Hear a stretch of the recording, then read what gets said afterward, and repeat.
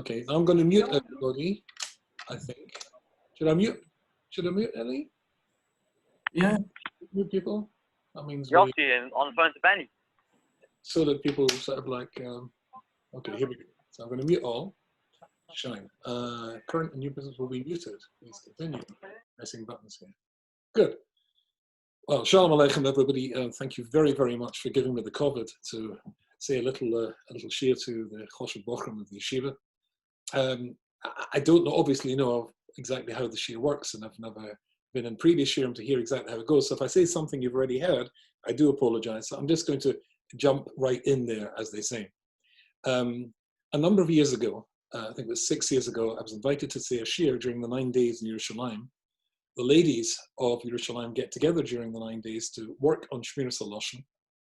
Of course, Shmir Loshon is says the Chofetz Chaim, or the lack of Shmir Loshon is the reason for Churban by Sheni. The Aruch HaShulchan says same reason for the first base of Mikdash as well, which is an interesting chiddush. So there's 5,000 ladies in this something called Binyani HaOmah, which is the big hall. That's for the shiur in English. The Loshon HaKodesh version gets 15,000. And when I was speaking to all these ladies, I told them something Ramat Sior Solomon Zalzain Refuah Shalema said a number of years ago with regards to the mitzvah of Shmir Loshon.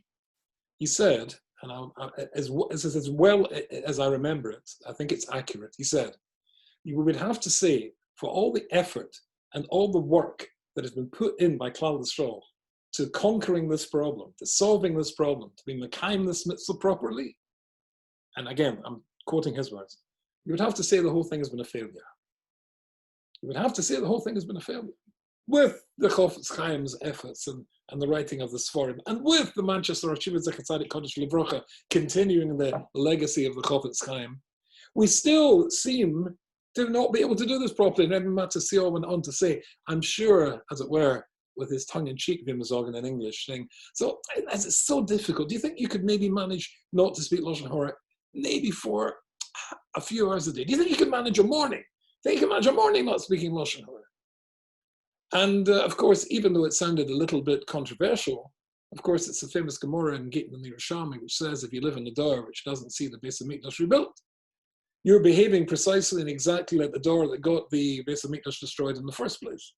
So therefore, to say that the problem is intractable, that it's ongoing, a sort of in a soft type thing, is not such a controversial thing to say.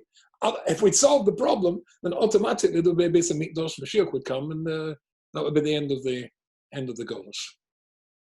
So it's, Ramadzil said, we struggle with this one. Reb Leib Gurovich, I once heard in Gateshead, my Rosh Yeshiva, he said a very interesting thing. We all know the Maimon Chazal, which says that before Hashem Yisbarach offered the Torah Kedosha to Klal Yisrael, he offered it first to all the Ummas HaOlam. And each and every one of the Ummas HaOlam said the rather logical and reasonable thing when they were offered the Torah, what's in it? After all, if somebody says, I've got a wonderful bargain for you, and it'll cost you only half the price you buy in the shops, even half the price you get it from Amazon, you want to say, what is the bargain? So for Shtetzach, the Rebbe Shem told the Ummas HaOlam, and by the way, the Rikvo says that was through Nevi'im, they had Nevi'im as well. And he went through every single one of the Torah mitzvahs, and we all remember that each one of the Ummas HaOlam could keep every single mitzvah except one. They could keep 612. And the one that they couldn't keep, that was the one which stared their basic hashkafas hachaim. So the Romans like Seitzach because they like to see people killed for entertainment. The Yishmaelim, Signa, v'chula, v'chula, v'chula. Where I come from in Scotland, probably don't get shikar except in Purim, that would not be acceptable. So each Ummah rejected the Torah for one mitzvah only. Reb Leib Gurovich asked the question, and suppose we too had asked the logical question, what's in it? And Hashem would have told Moshe Rabbeinu to tell him this mitzvah and that mitzvah and another mitzvah, shatnas and piyah, leket, shikla, all the mitzvahs. And then we would come to the posuk, Lo selach rochel b'amecha. Loshon Hara is out. Then what would we have said? Then what would we have said? Bearing in mind what Reb Matasio said about, we just don't seem to be able to conquer this one. Well, Reb Leib said, but what Klal Yisrael chapped and what we realized was something that the Ummah Ha'olam failed to realize. As the Gemara famously says, "In a mokum ba b'trunim b'riyos." So Hashem doesn't make l'tzonosov, He doesn't mess you about. If the Borei Olam offers us the Torah, it must be doable. You can't be massive how it's doable, but it must be doable, or it wouldn't have offered it to you in the first place. So now we have a paradox. The reality, the metzias, as Ramat Yisrael seems to point out, is that we don't seem to be able to get this right. We're still struggling with Shmir Solution. But Rabbi Leib Gurvitz pointed out that Klal Yisrael would never have accepted it unless we could do it. So what's going wrong? So I want to tell you something I have. Now this is a chiddush, and it's my own chiddush. So therefore you're perfectly at liberty to totally reject this. Although I should tell you, I discussed it with Rabbi Ron Gurvitz. Shlita, I discussed it with Gedolim here in America. I think I discussed it with about 12 Rabbonim, including Gedol Yisrael. Everybody said that the Chiddush is right. I'll try and bring you a shtickle raya. But with this Chiddush, I think we can actually help our struggle in being in the midst of Shmir Solution. So in Sefer Chofetz Chaim, and I'm here the Dirshu, I'm using the Dirshu edition, which is absolutely fabulous. It's a masterpiece, beautiful, beautiful edition, and it's in Hilchos Loshon Hara, Klal Yud, and it's in the middle of Yud Daled. And you remember that Klal Yud is dealing with all the times when you can speak Loshon Hara. So versteht sich, and there are 17 halachas in this Klal, the circumstances under which it would be mutter to speak Loshon Hara. And of course, the word that is the schlüssel, the key to opening the door and allowing you to speak Loshon Hara, if it's l'to elis, if you're doing it for a positive purpose. You're in business with somebody and he cheated you and he swindled you and somebody else is going to go into business with them, then versteht sich, it's l'to elis to tell them, but why are there 17 halachas? Well, if you've been, I'm sure maybe you already have learned through this, but if you look in Klal Yud, you'll find it's extraordinarily difficult to tick all the boxes to be able to speak Loshon Hara afilu l'to elis. Extraordinarily difficult. But let me read to you here what it says. It says, Prat Chachmishi, so the fifth condition that has to be fulfilled in order for you to speak Loshon Hara, which is going to be mutter to speak Loshon Hara, sheyikaven l'to elis. That it's got to be that you're doing it l'to elis. V'hu ha'ikar she'Allah say b'kol ha'heter hazeh. But that's the ikar that the entire heter is built on. Because Vanuhu b'sif Yud Gimel, as I've already explained about this in Sif Yud Gimel. Now there's a go here. This is the Chofetz Chaim wrote a go. Now listen to this, because this is interesting. The Esher dehu adin im kavanosai b'sipar ha'lahofik es dagosa meliboy. Esher, that part of the p'tur, or the heter to speak Loshon Hara, and it being l'to elis, if it's l'to elis for you, that means to say something happened to you, or somebody did something to you, which is upsetting you terribly, and it's eating you up, and you're mamish ausmensch from this, then says the Chofetz Chaim, Efsher, there is a heter. I'll read this to you so that you're completely with me. Efsher du adin.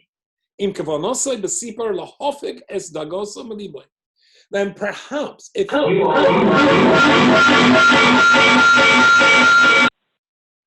Efsher, if the reason you're speaking Loshon Hara is to minimize the pain that you're feeling. In other words, you're speaking to a Rav or speaking to a Godel about something that's happened to you because you're so upset, so distressed, and by telling it to him, you're going to minimize and reduce that. It's like a therapy. Then Efsher, says the Chofetz Chaim, then that would be Lotelis as well, and then it would be mutter to speak Loshon Hara. Well, if he's there, Masha Amar Chazal, that's why the Gemara says in Yuma, Daiga, quoting, talking about the pasuk in Mishli Yud Beis Kaf Hey, Daiga believe ish, if there is pain in your heart, if you've been really upset by somebody, then you say tell it to other people. Over here in New York, there's a phrase: a trouble shared is a trouble haft. Maybe we use that in England as well. I'm not sure. Kol gam al inyan kazeh. So says the Chofetz Chaim, Ken Zayin, that the Heter, or rather that pasuk from Shlomo HaMelech initially, refers to this heter as well. So if you're allowed l'ta'elis, is not to solve the problem. You're not going to get your money back. But the pain that you're feeling, to go to your Rebbe, to go to the Mashgiach, to go to the Rosh Yeshiva, and tell him what happened to you and you're upset, that would be mutter. Efsha, he says. That's an efsha. However, you've got to be careful that you're not over all the previous pratim in the seat that we discussed. That when it's mutter to say Loshon Hara, but as long as it's not this, that, and the other, it's a very long list. And frankly, if you've learnt this, you'll know that that's effectively the Chofetz Chaim saying that it's impossible. If we turn the page in this wonderful Dirshu Loshon Hara and go to the Bi'urim and Masofim there, and you'll see it in your own version if you've got it on page 551, then listen to this, because I think this is absolutely astonishing. It says the following thing. Now, he's going on this shtick we just said about it perhaps is mutter to speak Loshon Hara if you're doing it as a therapy. If it's going to be a therapy. So I'll read this to you. So he says, so it seems that the Chofetz Chaim is noita to say that in such circumstances it would be mutter to speak Loshon Hara. Again, Nokat Agon, Nosson Karelitz, and Rav Nosson Karelitz says the same thing in one of his svarim. Loshon Efsher. So Oibazoi, if it's mutter, why is it that the Chofetz Chaim said Efsher is mutter? Why not say Vade is mutter? So listen to this. This is Gevaldik. So he says the reason is because the Chofetz Chaim in his forum sometimes it says derech l'fa'amin bedover mechudash l'lo makar, when he's bringing a chidush which he doesn't have a makar form. It's just that logically you've been placed on hold. It seemed to me that al pi sfora there it's right. Then that's what he says the Loshon Efsher, and he brings rayas from other places in Shmiras Loshon that the Chofetz Chaim has said Efsher. It means he doesn't have a makar, but it strikes him as being right. You've been placed on hold. Please wait. What on earth is that? We'd all continue. Right. Maybe that was still that place. Number 2. Then he brings Reb Shmuel Humner and his sefer, Ekare Dedinim. Heshmit Dobazeh, he misses this bit of the Chofetz Chaim out altogether. He omits it. And he says the reason is because it seems to him the Chofetz Chaim is mesupik in this. And if he's mesupik in it, and maybe it would cause you to do something really bad, then better not to do it at all. He misses it out altogether. So the idea of going to a God, going to a Rav and telling him your troubles, but it might be Loshon Hara, so Reb Humna wants to miss it out altogether. Very interesting. Then he goes on and says this. Now listen to this. He then brings the following Maisa. Now because you're Bochurim, it doesn't apply to you yet. However, Hashem, it will. And he says that listen to this. Isha mesaperes labalo shehitziklo, and a wife who comes to her husband and tells him or wants to tell him things that have happened that have upset her, then das hagon Reb Yitzchak Hutner, and hagon Reb Shlomo Zalman Auerbach, Reb Shlomo Zalman, both say she mehashibudim hamotolim alabal hu largia esishta. It's part of a husband's responsibility to his wife to listen to her troubles and her complaints, as long as it's lo ta'el. It's the same for. It's a therapy. She's got to get it off her chest. She's upset. Somebody's upset her. You shouldn't be for fruit and stick your fingers in the ears and go, da, don't tell me, I don't want to hear. You're a husband. You're machuv to hear, and you're machuv to give her regua, to give her calmness. Largia es ishtoi midagoseho, but the vorim atzakim lo, and the things that are upsetting her. Well, you talking him ken she also loy lad seeing the fun of. So if he's got machiv to listen to his wife's sorrows, then it can't be also for her to tell him about her sorrows. And he brings the Chasanisha says the same thing. However, some Shitas don't like that either, and that itself is problematic. And if you look there, when you look in page 551 in the Dirshu edition, you'll see the Shackle of Heter going back and forth. So at the bottom of the page, he tells him this point. He says, you are therefore, according to the Shitas that say you're allowed to go to a Godel to speak Loshon Hara as a therapy because you're so upset. That's only if you go and speak to one Rav. If you go and speak to one Rav, it's a therapy. If you go and speak to all the Rabbanim in town, that's just Rechilas. You're just trying to, it's not to Ellis, you're just trying to say, the fellow Rubenstein, whatever it was, or whoever he was, he caused this trouble. You're just trying to do Loshon Hara for its proper kavanah, which is to, twist the knife and have your revenge, then that's not mutter. But to speak to one God, well, that's taka okay. That's taka okay. Yeah.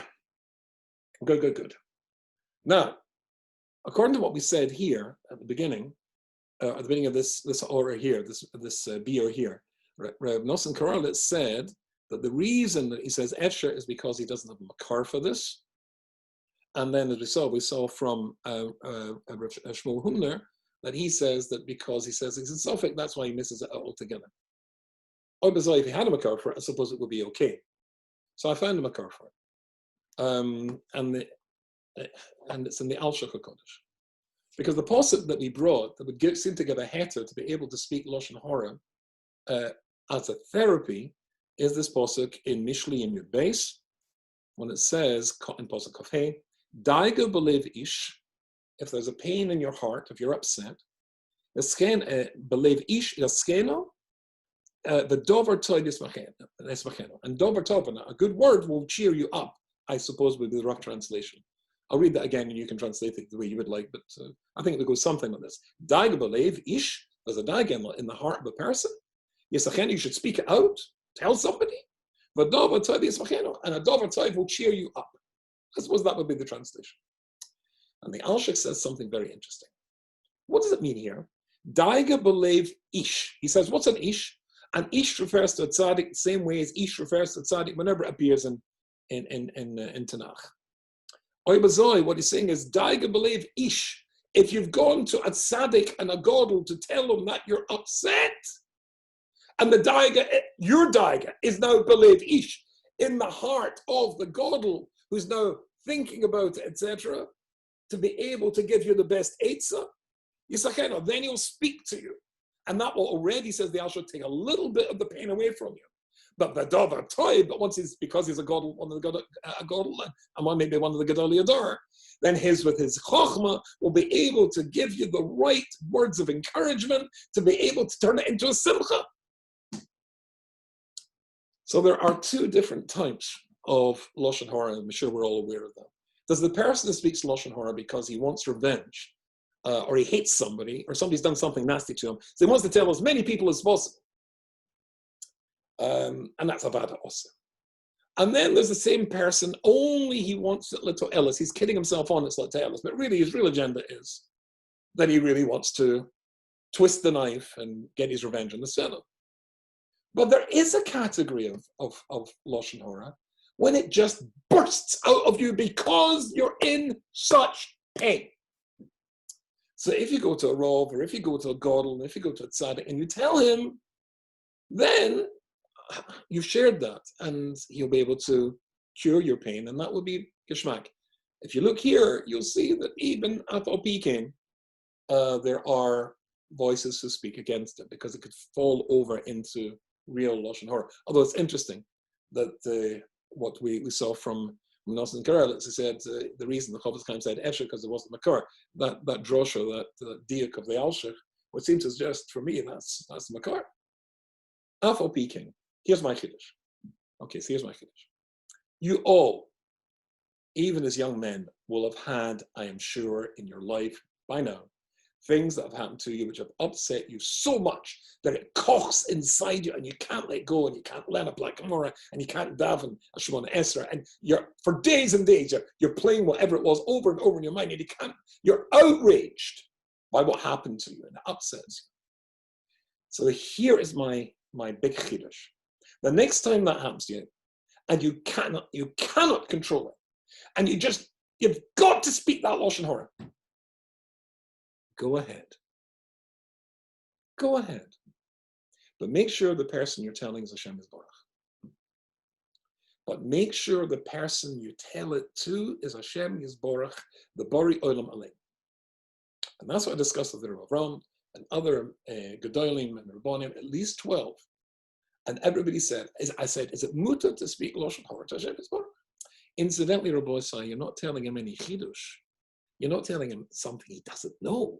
He already knows. Rav Ram says, as long as you're not telling or speaking to Hashem Yisborach in order to get the other fellow into trouble, I say, right, he knows it anyway. He's got his cheshbon. He knows what he said. He knows what he did to you. And the Rebbeinu Shalom let him deal with that. But you're telling the Rebbeinu Shalom as a therapy. If we saw a second ago, Reb Shlomo Zalman Auerbach and the Chazon Ish said it's okay for a man to listen to his wife telling her pain to him, but some people are not so happy with that. If it's okay, according to many Shitas, to tell one of the Gedolim, that some Shitas are not happy with that. But nobody can have times against you to speak to Hashem as well.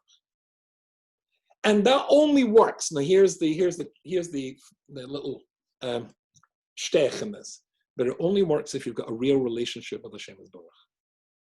It only works if you've got a real relationship. If you see him as your tata, and you see him as your daddy, Avinu Malkeinu, Avi Malkeinu, and you see him like that, and you speak to him like that when you're davening, and you think of him like that, well, who else would you go to speak to when you're in trouble and when you're upset? But the Bari Olam Aleim. And tell him that you're upset. Not to get somebody in trouble. It's daddy, I'm really upset with it. And you know there's something? I've done this. I've tried this. And I want you to know it works. You know, look, we all know. The Heter, because I'll say the Heter is a Melech Zokin and a Ksil. He's a brilliant, brilliant old man, Melech Zokin, but he's a fool. He falls for his own stuff. He falls for his own tricks. So I remember many times sitting in Gateshead Yeshiva. Eli Zaltz's father and I were chavruses. And you're sitting there and you're learning, and maybe it's going very geschmack, and maybe you've even been miskaben to Taisus' kasha. You look at the side, oh, Taisus has that kasha gavaldik, and suddenly there's a cup of coffee dancing in front of your eyes. In fact, you can smell it. You can almost taste that cup of coffee, because the Sultan doesn't want you to tackle the Taisus. He wants to go and be a battle use man and go and have the coffee. Now, you're not supposed to say to the Heter Hara, go away. I refuse to listen to you. I'm not going to have the cup of coffee. Forget it. He'll beat you. What you are supposed to say is, you know what? You're right. I'm going to have a cup of coffee in half an hour, 30 minutes time. You're quite right. I'm going to have that cup of coffee. And the astonishing thing is, and I'm sure you've tried this out yourself, he will leave you alone for precisely 30 minutes. More exact than the best Swiss watch. He'll leave you alone for 30 minutes. He's back. No, the cup of coffee. And you might be able to, push him off another 5 minutes to 10 minutes. Then you're going to get the cup of coffee, but you learn the Taisus, maybe learn another Taisus. The thing is, he's a Ksil as well. He falls for his own tricks. His job, he's a Malach. And a Malach I always think of as a spiritual robot. He's got tasks to perform. He has got no rotzen in this. He's set up to perform tasks, which is to get us to do things we shouldn't do. And if he checks the box, if he ticks the box, if he got us to do something, then he's very happy that I got him to go, Rubenstein, to go and drink a cup of coffee. The fact that I managed to get in 2 Taisus, that doesn't, his worksheet, he presents at the end of the day in Shemaim, look, I got Rubenstein to drink a cup of coffee. It's the same thing if he gets you to speak Loshon Hara. He's done his job. The fact that he spoke Loshon Hara to Hashem Yisborach doesn't matter. He leaves you alone. Peliploim. So here's the Kiddush. But it only works if you've got a real relationship with Hashem Yisborach. And I would ask you all, I'm not Chas Hashem, your Rebbe, and you've got all Choshev Rabbonim. I don't know what you learned in Musa Seder, but I would very, very strongly suggest at some point in your life, very soon, you learn Shar HaBetochen and the Chovos Levovos. I translated that and wrote a parish on that 2 years ago. I wish when I was a bocher I'd paid more attention to it, because it's the book about building a relationship, a real relationship with Hashem Yisborach, so that you do feel he's your daddy and do feel he's the person to go to when you're in trouble and speak Loshon Hara to him. Then fine, he'll leave you alone. You won't feel the need to speak Loshon Hara. It's gewaldig. I've tried this because I said it to my tat in Shemaim. I didn't need to tell anybody else. I felt I'd got it off my chest. And if that Chiddush strikes you as strange, Baruch Shekavanti. I found it in Sisikheim from Chaim Friedlander. It's on his parish in the Chumash. It's in the volume called Vayikra and Bamidbar together. It's in page Resh Samach Zayin, and it's in the note at the bottom. I'll start to read a little bit just to get us into it, and I'll tell you what he said. The Moreh Dikamaisa. Musipar al Chofetz Chaim. A story about the Chofetz Chaim. Shabe'ez Malchomas Ha'olam Harishon, at the time of the First World War, Dag l'chaloim haYehudoim she'ez geisul l'tzava shelo yishal b'machal l'sasayis. He was very upset and very worried about Jewish soldiers who had been conscripted into Dasach, the Russian army, who would be eating treif because there's no kosher food. Okay, Nosa Chavetz Chaim Elgon Chaim Ozer Grzinski. So he went to the God of the Chaim Ozer Grzinski, and he went to him and explained the whole problem to Chaim Ozer. Chaim Ozer shehoye toired b'hargoloi ben yoni haklal. Now, of course, at the time, in the middle of the war, the whole Klal Yisrael was, in the middle of disaster. And along comes the Chavetz Chaim with this concern. And Chaim Ozer said to him the following thing: Bikish me'Chavetz Chaim latkos es abayal zman acher. Can we put this on the back burner, as they say? Can we deal with this later? Right? It wasn't his chief priority. Omar HaChavetz Chaim la'atzmoim. The Chavetz Chaim then, when Chaim Ozer said that, the Chavetz Chaim said the following thing. In Kain, Omar Harav Reb Chaim Ozer Bikish le'tkois as inyan l'zman acher. I see that Reb Chaim Ozer wants to push us off to a later time. Reb Chaim Ozer said, "Who are you talking to? Who are you talking to? Me Yom HaMazois. Why are you saying this? Ona Chavetz Chaim kishola eisi b'shamayim. When they speak to me in Shemayim, when they ask me in Shemayim, Lama Lord da'atz l'chaleim hamachal kasher anazais. When in Shemayim they say to me, why didn't you do something about the soldiers who are going to be eating treif in the army? I'm going to tell them about this. Boom. Guess what? Reb Chaim Ozer prioritized that. I went on to the front burner. What did the Chavetz Chaim say? I'm telling Shemayim on you. Is that Loshon Hara? He said, I'm telling my daddy in Shemayim that you aren't prioritizing this. And Reb Chaim Ozer heard this, and he prioritized it. So it seems to be that the Chavetz Chaim himself, Amol, would speak Loshon Hara about other people to the Rabbanu Shalom, the Bari Olam Alein, in order to get the results that he wanted, and probably as a therapy as well. It seems to be a Heter here, if this story is right. So what have we learned? It's very interesting. I remember I got a phone call, or once I needed to speak to Ramat Sola, and I had a shiur. So I had the shiur, and I phoned up the next day, and his Rebbetzin, Lahabdi, was still alive. And she answered the phone, and I said, "Is Yehudi Yoina? Could I speak to the Mashgiach?" And of course, it's very difficult to go through. And she said, "Can I tell him what it's about?" I said, "Well, I'll tell you the truth. I had a dream last night. And in the dream, Ramat Yohu answered my question that I want to phone about. So I'm just phoning to see whether in real life he'll say the same answer as he said in the dream." And she immediately said, "I'll get him." And she disappeared. And 2 seconds later, Ramat Yohu was on the phone. And Taka, interesting.